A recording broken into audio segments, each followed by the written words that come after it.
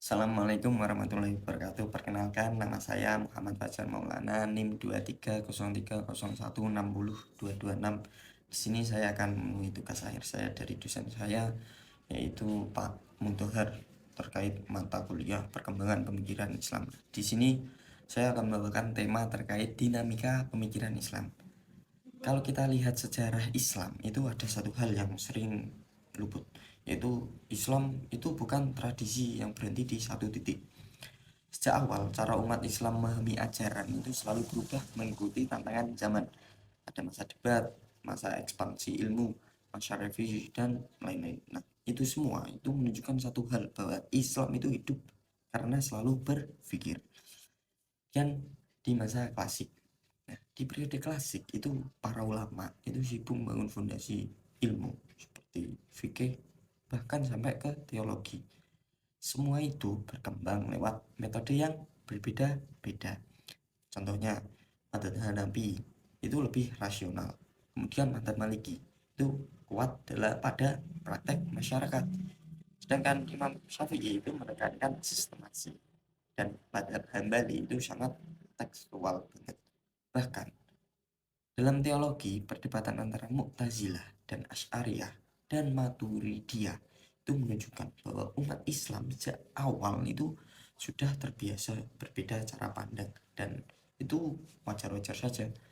Kemudian di masa pertengahan itu dinamika itu makin terasa, karena Al-Ghazali contohnya itu mengkritik para filsuf karena dianggap terlalu mengandalkan akal. Itu kritikan dari Al-Ghazali. Kemudian Ibnu Rushd itu kemudian membalasnya dengan argumen bahwa akal itu justru bagian dari amanah manusia.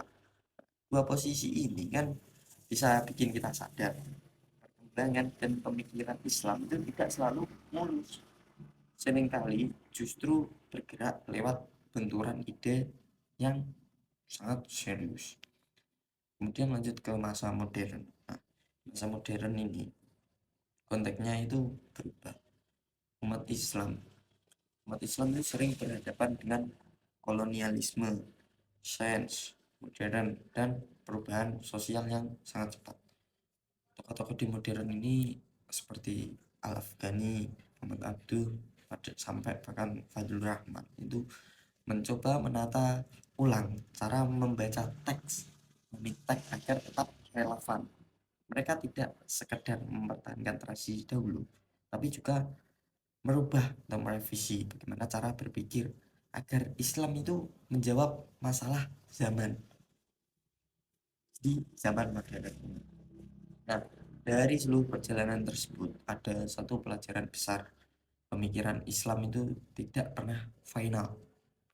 Kalau kita hari ini menghadapi isu teknologi, ketidakadilan sosial, atau bahkan pluralitas, responnya itu tidak bisa sekedar mengulang pendapat yang dahulu. Kita perlu keberanian dari diri kita sendiri untuk bertanya, untuk mengkritik, untuk menguji asumsi kita sendiri. Karena saat kita berhenti berpikir, justru disitulah letak tradisi intelektual Islam mulai punah. Jadi, selama umat Islam tetap berdialog dan berijtihad, Islam itu akan terus hidup, bukan hanya hidup dalam buku, tapi dalam realitas sehari-hari. Cukup sekian dari saya. Apabila ada perkataan pengucapan yang kurang berkenan di hati Anda, mohon maaf yang sebesar-besarnya. Bila itu hidayah. Assalamualaikum warahmatullahi wabarakatuh.